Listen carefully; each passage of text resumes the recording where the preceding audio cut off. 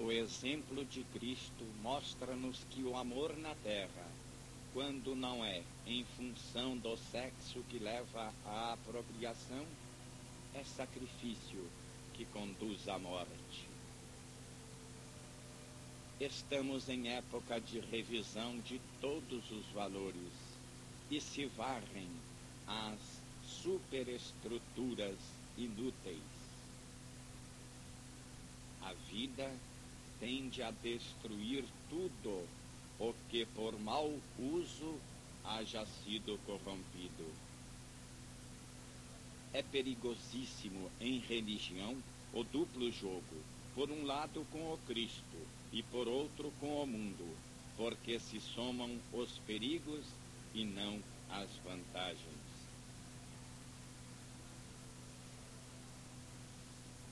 Trata-se de uma reforma de substância e não de forma, não de uma atividade exterior à procura de meios e de prosélitos, de número e de poder, mas sim de um novo modo de conceber a vida, de um evangelho ainda não visto e passado em silêncio até agora. Trata-se de fazer ver pelos fatos aquilo que vale e pode o espírito perante o mundo por sobre ele. Se o bem-estar econômico hoje é supremo ideal, é necessário fazer ver que ele não basta, que ele contém uma imensa lacuna, que é necessário preencher, um vazio que é a falta de outra riqueza, que é preciso oferecer e da qual o mundo tem fome, mas para oferecê-la é necessário primeiro possuí-la. Quando a religião realiza uma função útil à vida, que necessita também de valores do espírito, e não representar somente a sobreposição de uma casta pelo seu próprio interesse sobre as massas utilizadas como pedestal, só então a religião voltará a ser procurada e, como valor biológico, terá direito à vida. Hoje, o homem é prático e concreto. As incontroláveis autorizações divinas não convencem mais. Não basta fazer-se representantes de Deus para justificar o próprio poder. É necessário demonstrar a sua utilidade social. Hoje, o homem é prático e concreto.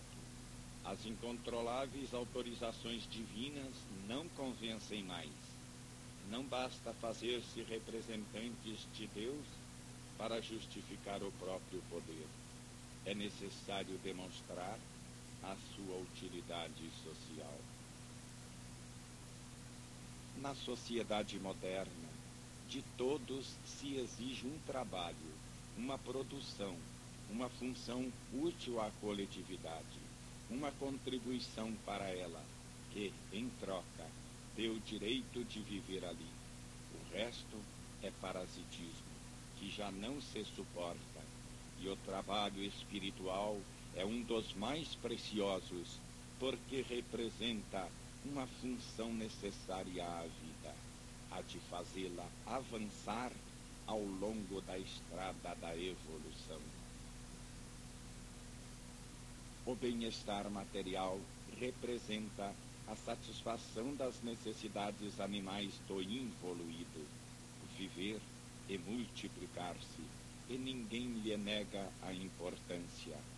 Mas o que mais vale na vida é o que está em cima e não atrás da evolução. É o espírito que avança em direção ao alto. O cristianismo interessa-nos enquanto a ideia de Cristo e não como adaptação desta à evoluída natureza humana. Interessa-nos naquilo que não é o mundo, isto é, como ideal de superação humana, como princípio de evolução, como meio de ascese espiritual, tal como deveria ser e como Cristo queria que fosse.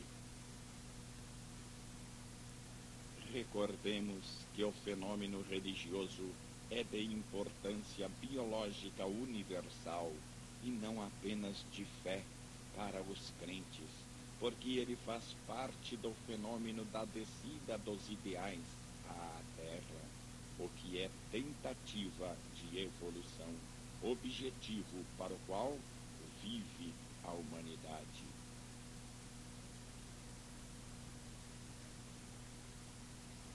Vivemos numa hora apocalíptica de desmoronamento de valores espirituais e dói-nos ver a que desastrosas consequências pode levar a traição do ideal. Os tempos estão maduros para chegarmos a uma prestação de contas. Os velhos andaimes ameaçam, o edifício está caindo e é necessário refazê-lo desde o princípio, tomando Cristo a sério, como ninguém o faz agora, nem o rico, com o seu egoísmo e hipocrisia religiosa, nem o pobre, com a sua avidez e frequente espírito de violência. O maior perigo atual não é o ateísmo positivo e retilíneo da ciência que, com as suas novas construções, forçando o cristianismo a defender-se e a atuar-se indiretamente, o fortifica e rejuvenesce. Mas são os falsos crentes que constituem uma doença interna, um estado de decadência orgânica, de corrupção da religião, de desfazimento que tende à morte. Quando uma religião não cumpre um dever que, no plano da evolução, lhe corresponde, ela é eliminada. As renovações são saltos para frente que só indivíduos isolados, excepcionalmente dotados, sabem pensar e têm a coragem e a força de lançar.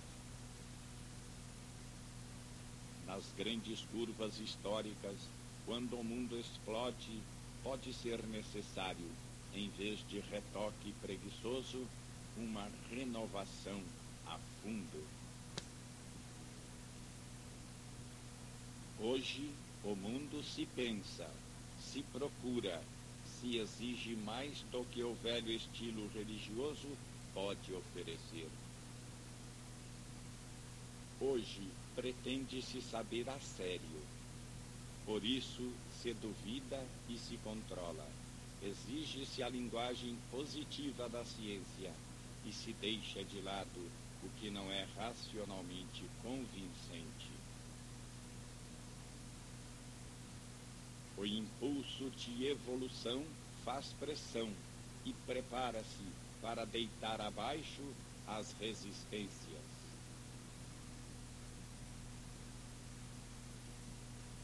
Dado seu nível biológico, o homem frequentemente está movido não pelo clamor da procura da verdade, mas pelo instinto de defesa do seu grupo, sobre o qual se baseiam os seus interesses.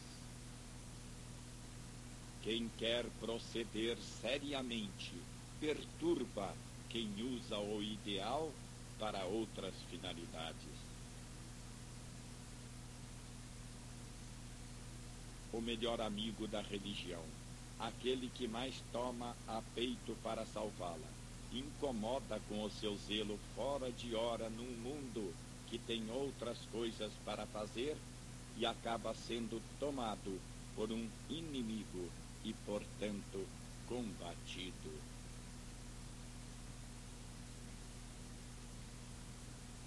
Quem é intimamente irreligioso permanece sempre assim, seja qual for a fé que professa exteriormente, e quem é verdadeiramente religioso possui a substância de todas as religiões e permanece o mesmo em qualquer delas. Não necessita, pois, mudar de forma, que é fato exterior, e muito menos fazer disso objeto de público rumor. Os íntimos fatos espirituais tratam-se só com Deus e não se mostram ao mundo para fins propagandísticos. Num regime de luta, é natural que o mais se faça seja aquilo que menos se deva dizer. Num regime de luta, é natural que o que mais se faça seja aquilo que menos se deva dizer. Quanto mais um grupo religioso se torna grande e com isso mais poderoso na terra, tanto mais nele aumenta o número dos elementos falsos e aproveitadores que se aproximam, porque quanto mais aumenta a potência material, tanto mais há para aproveitar. Tal poder leva a imiscuírem-se elementos negativos, leva à corrupção e enfraquecimento do grupo, terminando pela sua liquidação. Cuidem-se, pois, as religiões de sua grandeza terrena. Esta corrói a verdadeira força, que não pode ser senão espiritual, e prenuncia um fim próximo. Isto corresponde à justiça das leis da vida, para as quais quem não cumpre mais a sua função não tem mais razão de existir. Não é diferente no nível biológico humano, onde tudo é utilizado na luta pela sobrevivência. Vemos isto no caso de Teilhard de Chardin. Enquanto ele morria só e incompreendido, ninguém se interessou por ele. A ninguém importava nem as suas teorias, nem as suas desgraças. O interesse apareceu quando, para os inimigos da Igreja, surgiu a possibilidade de utilizar Chardin para um ataque a ela, para mostrar os seus erros e acusá-la. A Igreja trata de domesticar e adotar as teorias de Teilhard, principalmente suspeitas de heresia, procurando enquadrá-las no terreno ortodoxo, assim satisfazendo a necessidade urgente, para não ficarem para trás, de atualizar-se perante a ciência.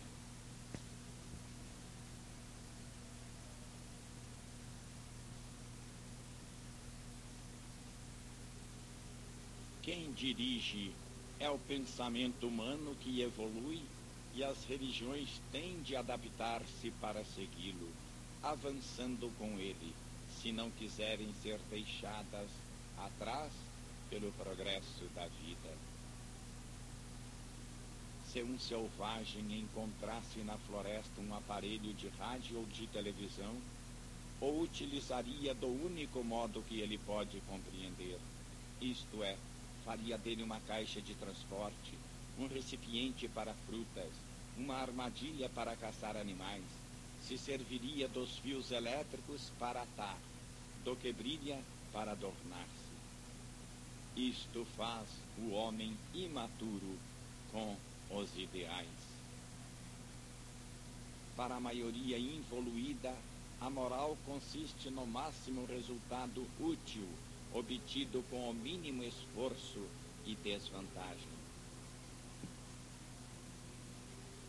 A contradição entre palavras e fatos ofende o evoluído, mas não ofende o primitivo, que não a percebe.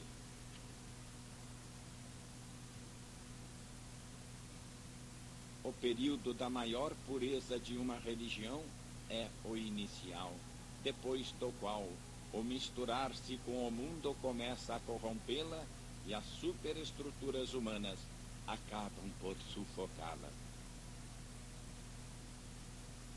A realidade biológica representa, no fundo, as mais velhas e tenazes estratificações da vida, agarradas à matéria e resistentes a todo transformismo.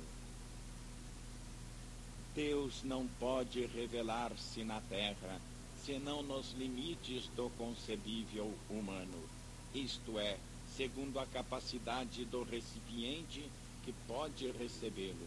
É o espaço visual dominado pelo nosso cérebro.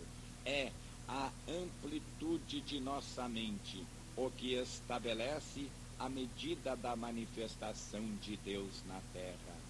Em resumo, é a nossa capacidade de compreensão. As coisas espirituais mais maravilhosas, como as coisas alcançadas com as mais descobertas científicas, as coisas espirituais mais maravilhosas, como as coisas alcançadas com as maiores descobertas científicas, não existem para o ser até que ele construa para si mesmo olhos que lhe permitam vê-las. As religiões são um serviço para a massa. Devem, portanto, adaptar-se às suas exigências, mesmo que ela esteja bem longe de ser evoluída. Em todos os governos, as massas impõem limites ao poder dos chefes. Estes têm a força da autoridade, aquelas a força do número. Cada um dos dois termos comanda só, até que o outro lhe permita.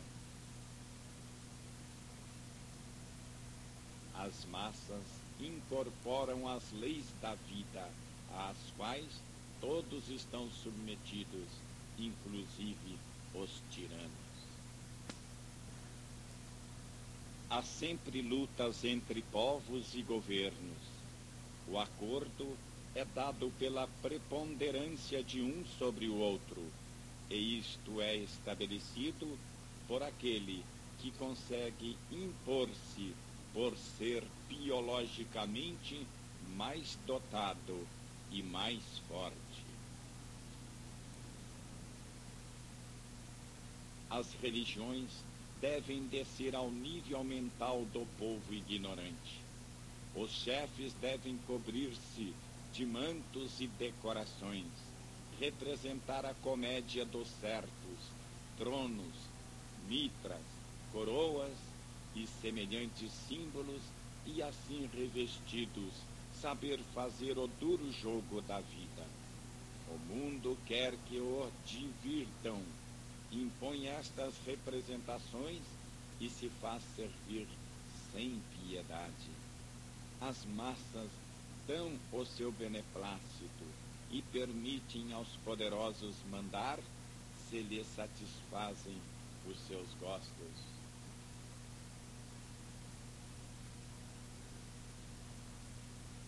As religiões devem descer ao nível mental do povo ignorante.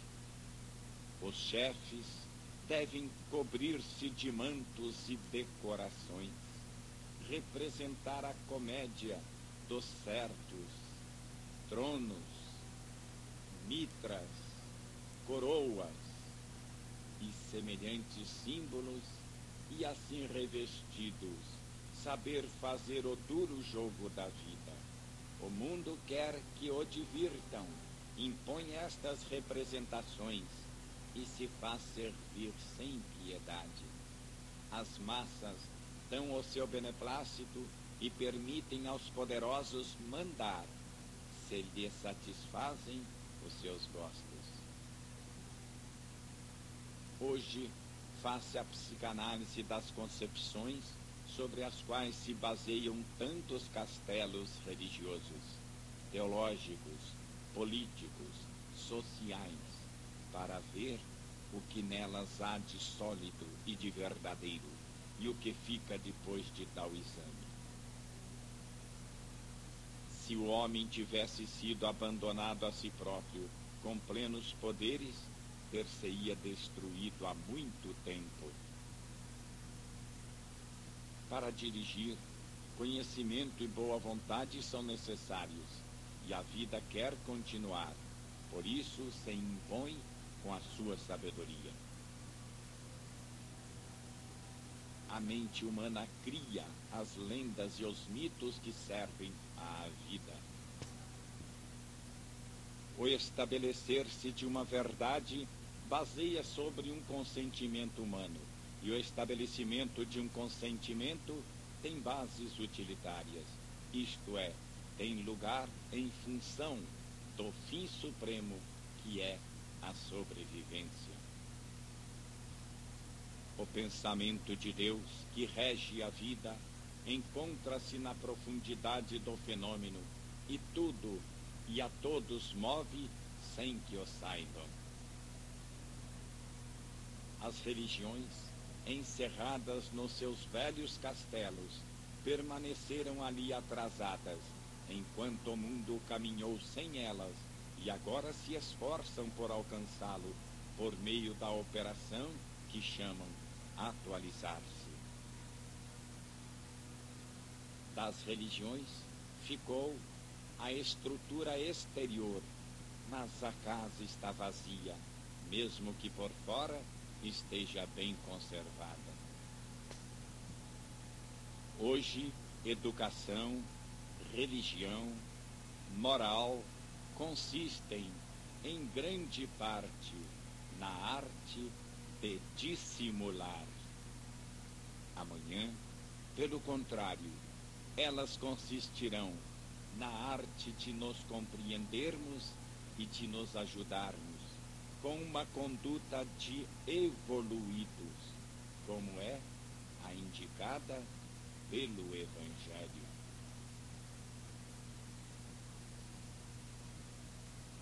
O princípio de autoridade já não basta, é necessário convencer, e para convencer é necessário estar convencido, o que significa discorrer não só com as proposições lógicas, mas também com fatos, isto é, o que a vida hoje exige para a salvação dos seus mais preciosos valores.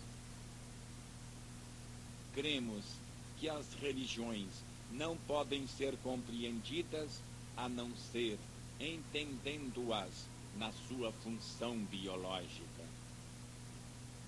O cristianismo existe. A vida elimina tudo o que não realiza uma função vital para os seus fins. O principal fim da vida é a evolução. A função do cristianismo é de caráter evolutivo. Queremos só compreender o porquê da existência e de determinada forma de funcionamento dos fatos que vemos existir. Não temos uma tese pré-concebida para demonstrar. Não estamos ligados a conclusões pré-estabelecidas, a posições a defender. Só desejamos conhecer e assim resolver problemas. Portanto, nada temos da habitual posição dos contendores em luta, tão comuns em tais casos. Não procuramos ter razão sobre um adversário, vencendo-o com argumentações. O nosso inimigo é o desconhecimento e podemos-lo vencer somente com a luz do conhecimento. O fenômeno evolutivo, quanto mais sobe, tanto mais se torna fenômeno de espiritualização.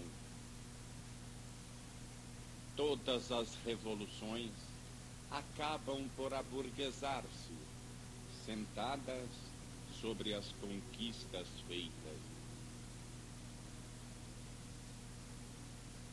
A vida é sempre construtiva, ainda quando parece destrutiva.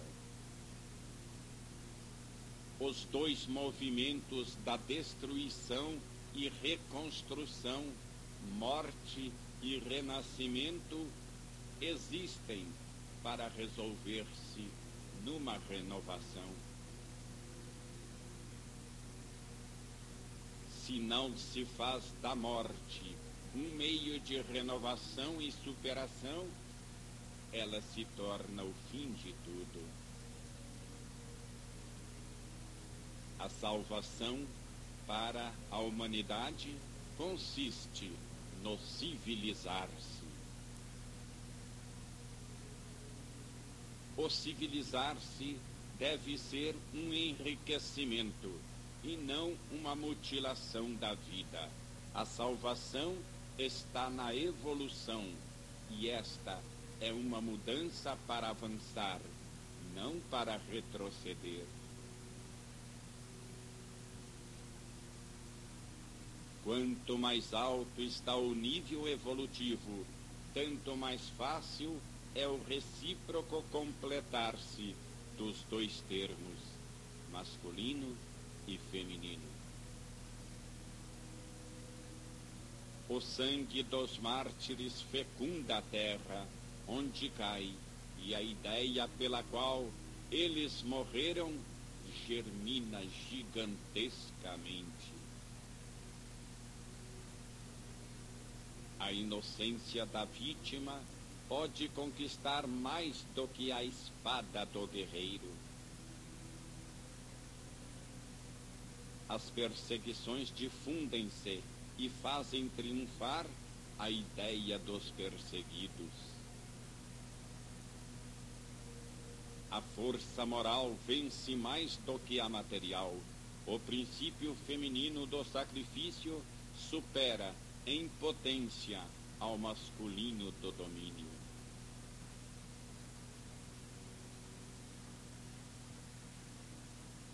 Eis a obra civilizadora do cristianismo, dirigida a domesticar no mundo o desencadeamento da prepotência dos homens, ensinando-lhes a virtude de saber trabalhar em colaboração num regime de paz.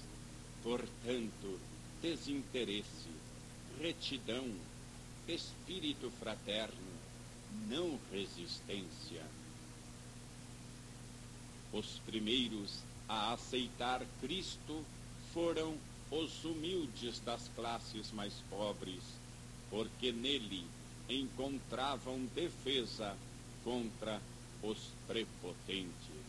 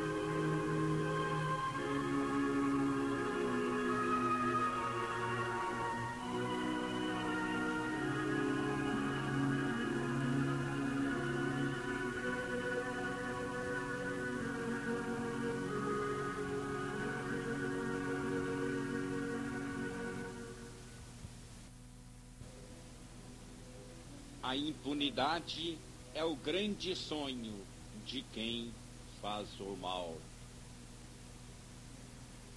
Cristo primeiramente declarou guerra ao mundo. Ele desafiou os seus inimigos. Depois se ofereceu a eles sem armas. O nosso objetivo é compreender, não criticar. Se a vida o permitiu, ela deve ter tido as suas razões para fazê-lo. A vida liquida tudo o que não serve aos seus fins, quando não realiza a função que lhe foi confiada. Apesar de tudo, o cristianismo cumpre a sua função civilizadora. A mulher, carregada de anos e joias, está velha. O homem tornou-se um repetidor cansado de antigas fórmulas e não sabe viver senão de recordações.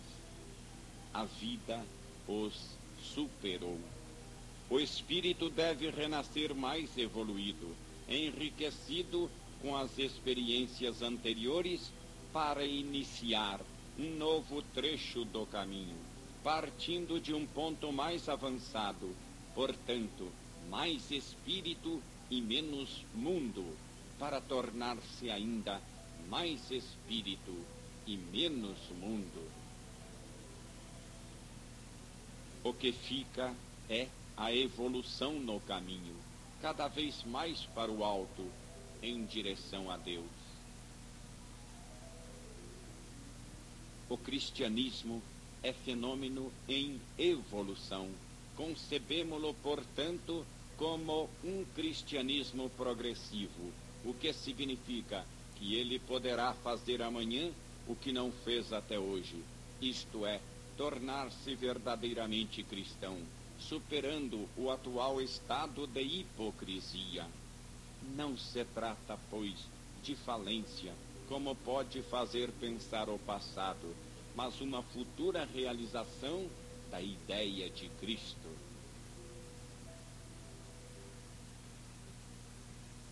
Ou poderá surgir uma diferente organização eclesiástica para o lugar da atual, ou, na atual, haverá uma substituição por homens diferentes que viverão o cristianismo como Cristo o concebeu e não como eles o adaptaram.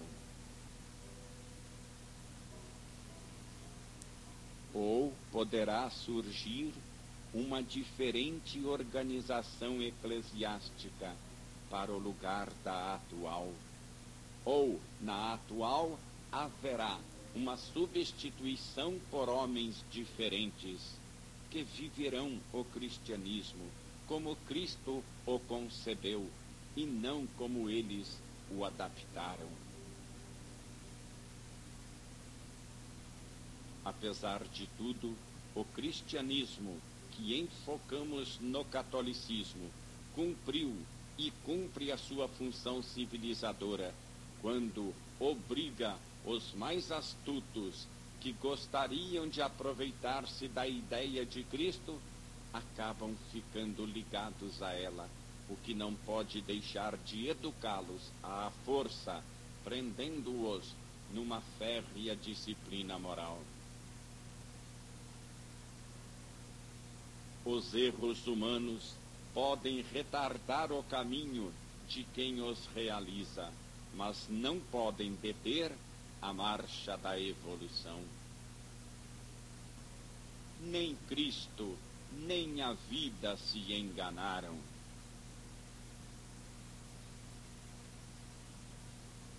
Tudo está no lugar que lhe corresponde e se move em direção ao seu fim.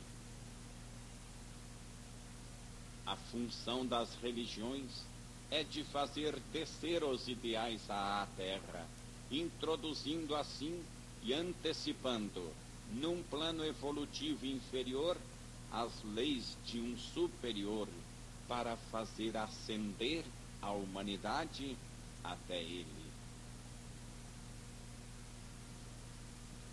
O ideal desce ao sistema para levantar na sua direção o antissistema. Este responde tratando de rebaixar o sistema ao seu nível. Cristo não aceitou adaptações, não pactuou com o mundo. Se os anjos querem viver no inferno, devem adaptar-se ao tipo de vida dos demônios. De outra maneira, tem que ir-se embora. Eis o Evangelho reduzido a doses homeopáticas.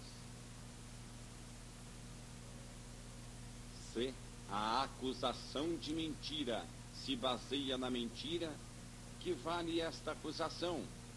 Isto pode mostrar-nos para que serve o ideal na terra. Não nos iludamos, não nos iludamos. Mesmo para o triunfo de uma ideia na terra, é necessário vencer no plano humano, porque em nosso mundo só o vencedor tem o direito de estabelecer a verdade. O vencido é considerado culpável. Então, o ideal deve submeter-se às leis da terra. Depois da necessidade de possuir indispensável meio de domínio, a necessidade de conservar esta posse. A vitória de Cristo sobre a morte e a continuação da sua vida foi entendida principalmente no plano físico, como ressurreição do corpo. Mas Cristo não era o corpo, era o espírito, que não estava morto e que, tendo ficado vivo para permanecer como tal, não tinha necessidade de ressuscitar. Como se vê, o problema da ressurreição de Cristo foi apresentado em forma totalmente materialista, identificando o Cristo com o seu corpo e como se fosse necessária a sobrevivência deste para que ele pudesse ficar vivo, enquanto a vida do espírito, na qual consiste verdadeiramente a pessoa, é independente da morte do corpo. Assim foi entendido o fenômeno da sobrevivência de Cristo, esquecendo-se que o seu verdadeiro ser é espiritual e não físico. O que aqui queremos fazer ressaltar não é a negação da ressurreição de Cristo. Afirmamos isto sim, que não havia nenhuma necessidade de sua ressurreição corpórea, para que ele pudesse permanecer vivo, como era necessário para ser triunfador.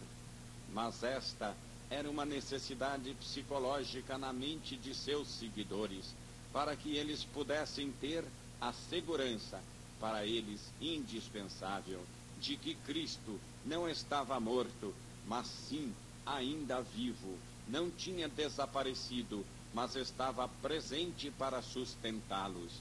Para quem vive no Espírito, esta ressurreição física passa a segundo plano, porque é só um acessório transitório da verdadeira personalidade que é eterna.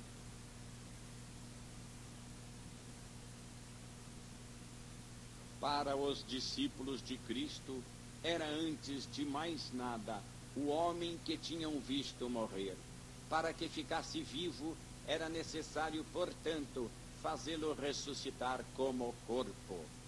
Os próprios hebreus, matando o corpo de Cristo, haviam desejado e crido matar o Cristo, mas não fizeram outra coisa senão libertá-lo de uma pesadíssima vestidura.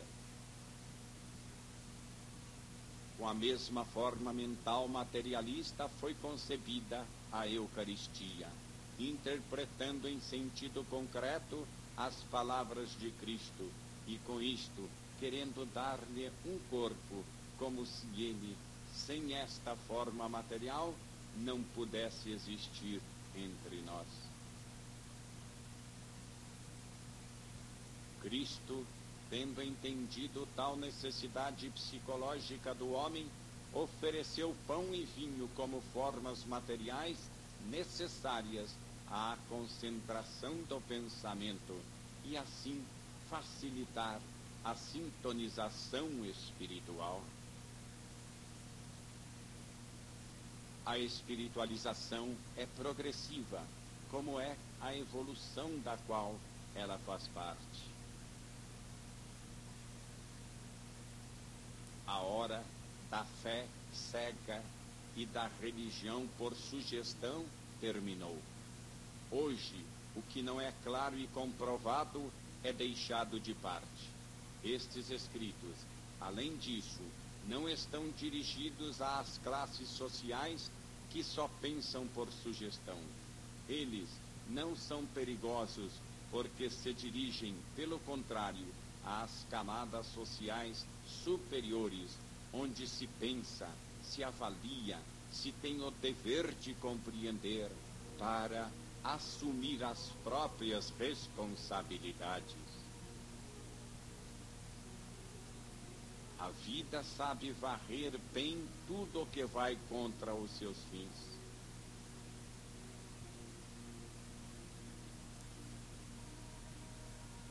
A luta do anjo é para transformar a besta em anjo. A luta da besta é para transformar o anjo em besta. Judas atraiçoou Cristo porque estava provavelmente revoltado pelo fato de ver que o seu chefe, que ele exigia que fosse rico e poderoso, era somente bom, o que, segundo ele, significava ser inepto. Também os crucificadores de Cristo lhe diziam: se é verdade que és poderoso, salva-te. Se és o Filho de Deus, desce da cruz. O mal-entendido é o mesmo. Para todos eles, o valor e o poder que Cristo se atribuía devia consistir numa prova de força, no nível humano, terreno. Para eles, a potência espiritual não tinha sentido, porque não servia para nada. Era loucura de sonhadores. Eles pensavam: de que te serve seres Deus, se agora te fazes matar? Eles não podiam compreender esse outro tipo de poder super-humano que, do vencido de uma hora e de um pequeno grupo de homens, fez o vencedor nos milênios e o chefe espiritual da parte mais civilizada da humanidade.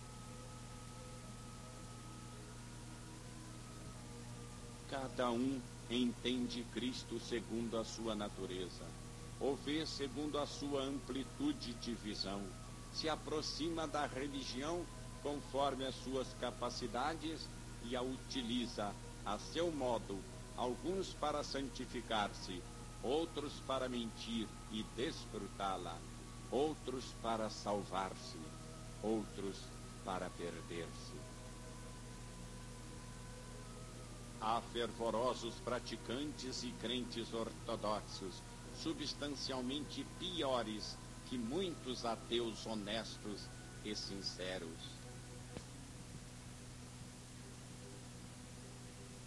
Para compreender o cristianismo, é necessário entendê-lo não como um edifício já feito, mas em via de construção, como uma perfeição a alcançar, um ideal em marcha, um plano de trabalho a cumprir ainda, cuja realização está situada no futuro.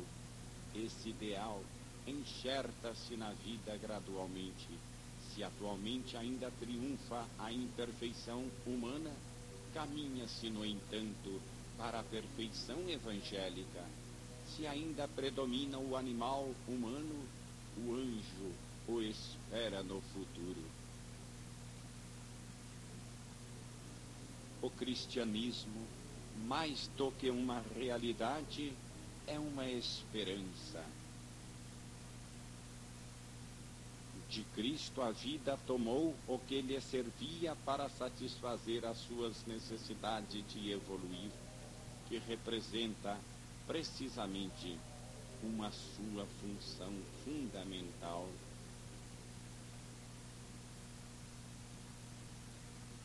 De Cristo, a vida tomou o que lhe servia para satisfazer a sua necessidade de evoluir, que representa precisamente uma sua função fundamental. Cristo não sofreu para pagar em nosso lugar, mas para mostrar-nos, com o seu exemplo, como se deve pagar, e como nós, cada um a parte que lhe respeita, deve pagar com a sua própria paixão. Cristo nos fez ver qual é o caminho que devemos percorrer para redimir-nos. Por isso, devemos imitá-lo, fazendo nós aquilo que ele fez, e não só contando com sua vida ou tratando de explorá-lo.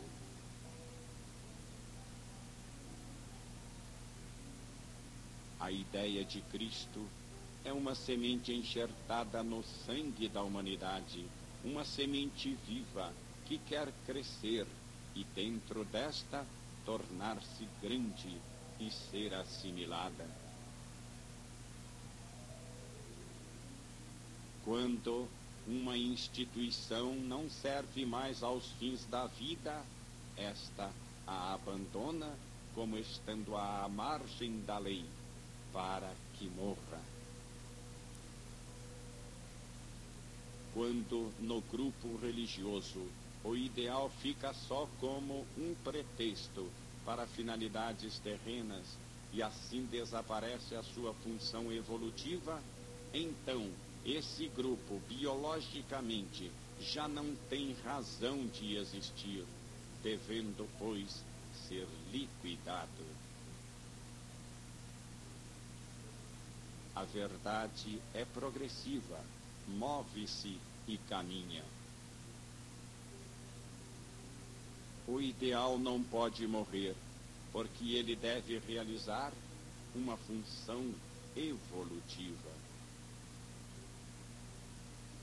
Quem sente a moral do ideal ocupa-se de fazer o bem ao próximo, para proveito deste e não só em função da própria salvação. Quando se perde na luta, procura-se sobreviver, criando outra força com a esperança. O exemplo dos pregadores nos ensina que estas coisas são para ser ditas e não para serem feitas.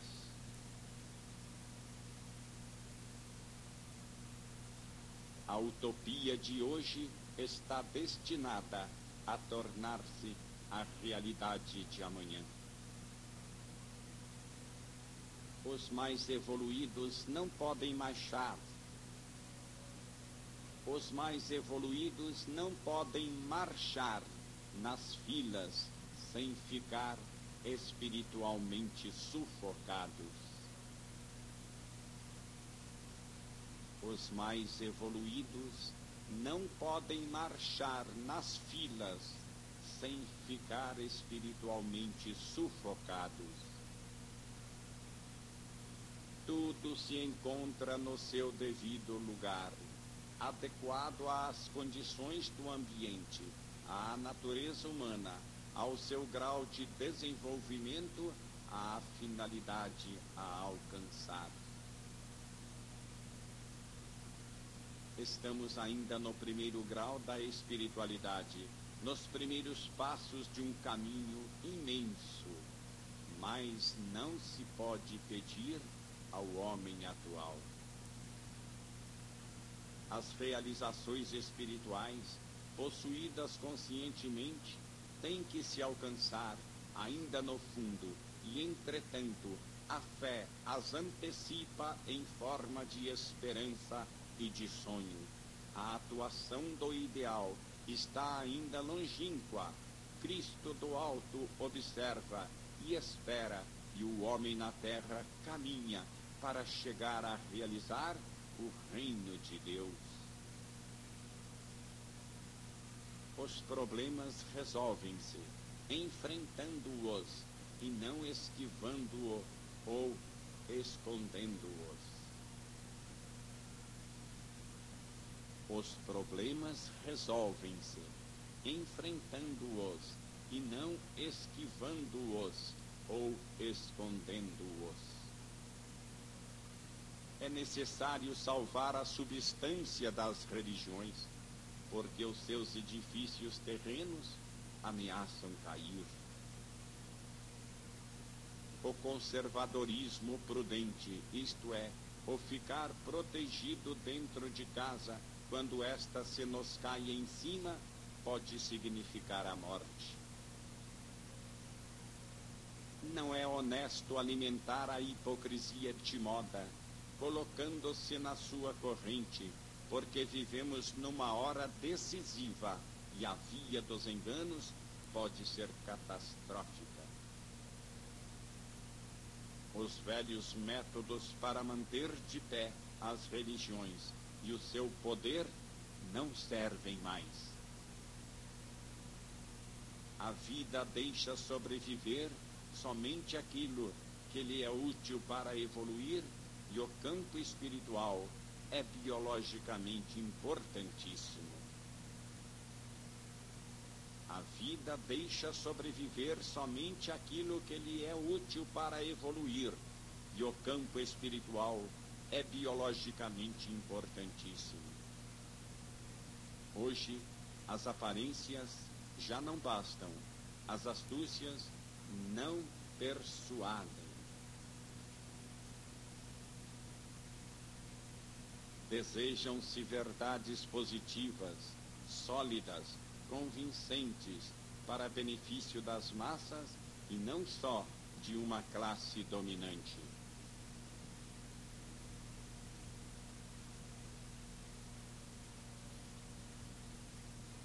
O catolicismo procura atualizar-se, mas não bastam os retoques. É necessário renovar a forma mental para reencontrar a substância sepultada sob as formas e recomeçar desde o princípio. É preciso regressar às fontes, ao Evangelho esquecido, tomando Cristo a sério e tirando do meio tudo aquilo que em tantos séculos foi sobreposto a ele e nós. É necessário exumá-lo do túmulo dado pela mecânica da burocracia eclesiástica. A tarefa de salvar a ideia de Cristo corresponde ao cristianismo. Hoje saltam aos olhos as contradições que antigamente passavam inobservadas. Como pregar o amor evangélico e abençoar as armas, exaltar a pobreza e possuir riquezas, difundir o ideal com os métodos de luta política. Por sua parte, a ciência, com a medicina, por um lado, defende a sua vida, por outro, constrói a bomba atômica para destruí-la. E as religiões não têm nenhum poder para impedi-lo. Vivemos numa época de desagregação moral, mas será o mundo imoral porque está corrompido, ou porque hoje se deixa ver tudo por uma sã necessidade de sinceridade, como reação à hipocrisia do passado, que deixava tudo bem encoberto? Não será mais honesto falar abertamente para que, sem fugas e ficções, tudo seja conhecido e enfrentado e possa ser melhor resolvido? Não será isto uma necessidade de destruição do velho mesmo do bom, contanto que se limpe a sujeira onde tudo estava misturado? É verdade que se nota em cada campo uma tendência à superação, que é ao mesmo tempo revolta destrucionista contra o passado e a ânsia de encontrar qualquer coisa de novo e melhor. Mas, se não se conseguir criar algo melhor que substitua o que se destrói, esta ânsia de renovação nos deixará cair no vazio. Compreende-se e justifica-se esta revolta, mas ela constitui só o lado negativo do fenômeno. Ele, dada a ação lógica da vida, deve ter também o seu lado positivo. Não podemos, pois, deter-nos no seu aspecto destrutivo. Se não quisermos ser unilaterais, temos de ver também o seu aspecto complementar, construtivo. Portanto, nada de pessimismo, nem filosofia de desespero, hoje em moda. Tudo isto é para os espíritos decadentes. Nós cremos na vida, no ideal, no futuro, precisamente porque nos encontramos no meio da negatividade destrucionista. Devemos ser positivos e construtivos. A nossa crítica tem valor somente como meio de renovação e melhoramento. Exatamente porque o mundo está em descida, é necessário executar o esforço da reascensão. Pode-se sentir o atual desespero destrutivo e até tomar parte nele, mas só como uma fase que tende a atravessar para sair dela melhor, para curar-se e não para morrer. Estamos de acordo em que os velhos ideais, esplêndidos e altissonantes, estão reduzidos à hipocrisia, com o mau cheiro da mentira, mas precisamente por isso devemos purificá-los e criar outros novos com os quais se possa avançar.